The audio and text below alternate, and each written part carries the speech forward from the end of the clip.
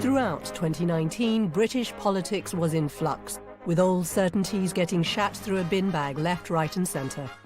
At the start of 2019, there was this sort of Theresa May woman who'd been Prime Minister by mistake for almost 3 years. Some people thought Theresa May looked awkward in her own skin, but I'm not convinced it was her own skin. She had this sort of habit of going with her mouth like a fish that had just got hooked on a political problem. Even when she was smiling, you could see her face start thinking, I'm not sure about this, and then she'd start all over the shop. Anyway, her biggest problem was she'd set herself the job of delivering some sort of Brexit deal, but no one could agree on what that was. In fact, the only thing anyone did agree on was that she was making the disagreements worse. Brexit! Now! Let's get out! Let's have Brexit!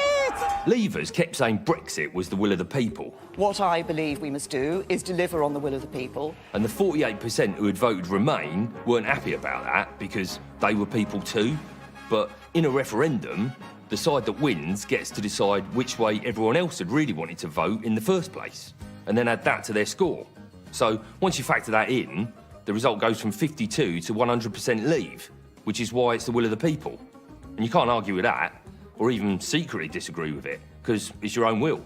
Anyway, the MPs kept trying to do Brexit again and again, and they couldn't quite shunt it through the voting hole, or whatever it is they use. MPs have rejected Theresa May's withdrawal agreement for a third time, throwing the UK's Brexit strategy into further confusion.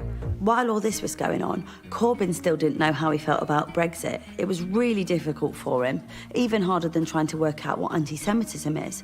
So, he decided to appeal to Leavers and Remainers by not saying anything that might inspire either of them. And when you're trying to unite opposing sides like that, the last thing you need is a bunch of fucking centrists in your party getting in the way. Some of his followers told them to fuck off and join the Tories.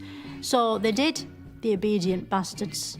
Suddenly there was this group called Change UK who altered the face of British politics for an entire afternoon. By April, the whole thing was in total shitlock. So we had to hold a European elections. That's when Nigel Farage invented the Brexit Party. It's one of those no-nonsense names that does what it says on the tin, like that pile cream called Anus Hole. Although that comes in a tube, not a tin, I expect. When the votes were counted, the Tories hadn't done great, so Theresa had to Article 50 the shit out of herself. She said she was going to quit and did a bye-bye speech where her voice went a bit wobbly at the end. To have had the opportunity to serve the country I love. I felt a bit sorry for her because it shows she really was capable of regular human emotions like self-pity and resentment. Once Theresa May had gone, they had a race to be the new Prime Minister among all these young hopefuls like Michael Gove and the first baby to be Home Secretary and this sort of teeth bloke who looked like a cross between Eddie Redmayne and the child catcher.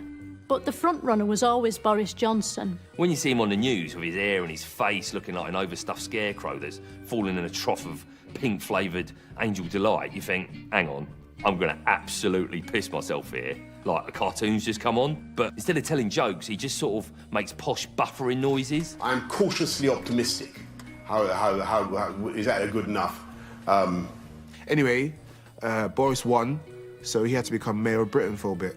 Thing is, the elite establishment still kept trying to stop Brexit.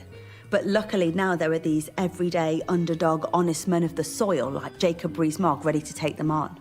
Boris had this genius bloke working for him, Dominic Cumberbatch. He used to work on the Leave campaign, and they made a film about it where he was played by his brother, Sherlock.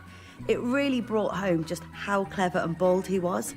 Because he seemed so clever in the film, everyone assumed he was clever in real life, and that everything he did was part of a clever strategy, even if he blew off into his hand and smelt it. Not that he did that, but if he had, it would have been for a clever reason. Anyway, Boris kept trying to make Brexit happen, but he couldn't manage it either, even after he tricked the Queen into turning Parliament off and on again. So, he gave this speech saying he didn't want an election. I don't want an election. And that no one wanted an election. You don't want an election. And then he asked for an election, as if that was going to work.